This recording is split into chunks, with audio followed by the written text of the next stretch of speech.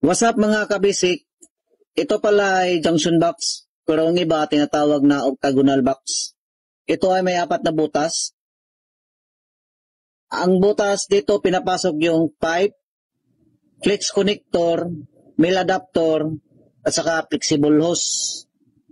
Ito na butas na to, ito yung 1/2 or 20 mm. Ang dito, ito yung 3/4 or 25 mm. Ang purpose nito, dito sila nag-splicing ng wire para hindi magulo yung splicing nila at saka safety na rin. Kasi hindi kasi ito basa-basa na susunog kasi flame retardant to, ito na PVC na to.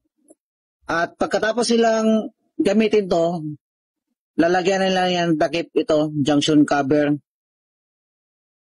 At lalagyan nila ng tornilyo. Ang purpose, para hindi pasukan ng langgam, surot, butiki, at kung ano-ano pang insekto. Yun lang po, sana may natutunan kayo.